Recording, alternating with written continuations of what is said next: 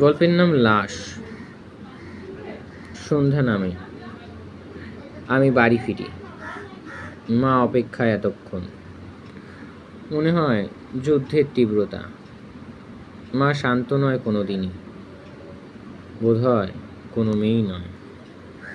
আকাশ কালো ছিল, মার মুখ গম্ভীর। অনেকবার ফোন করেছে, ধরিনি বলে। মা অনেক প্রশ্ন করে, শুনতে পাই না। মা অনেক কথা বলে, সব কিছুর হয়তো মানে নেই।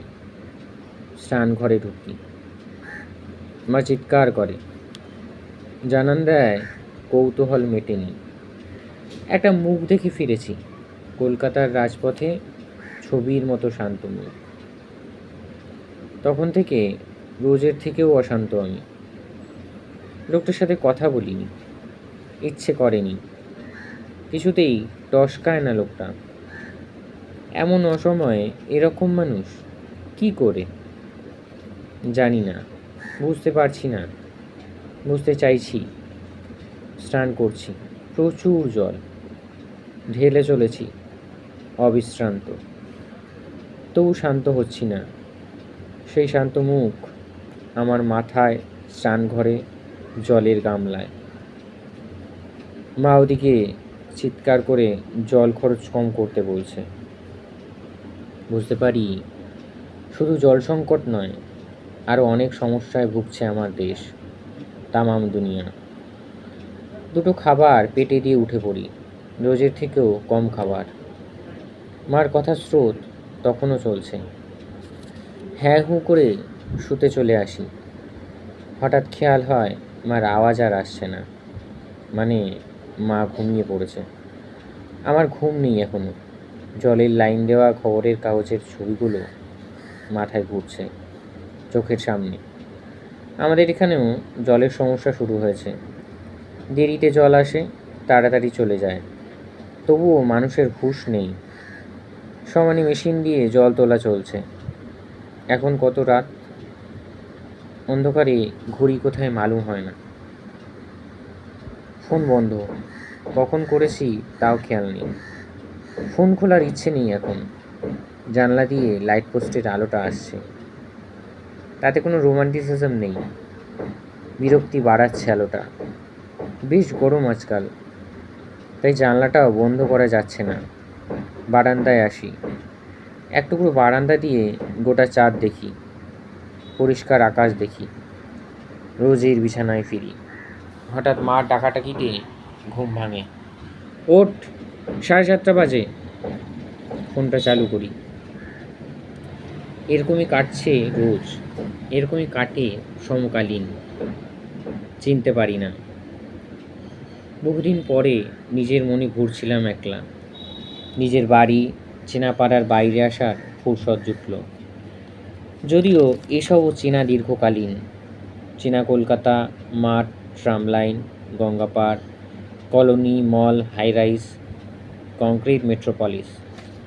এই শহরকে ভুলছি ক্রমশ।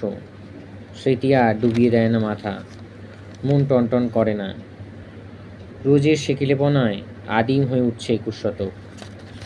ফিরলাম সন্ধে গড়িয়ে, অনেকটা বেলা করে।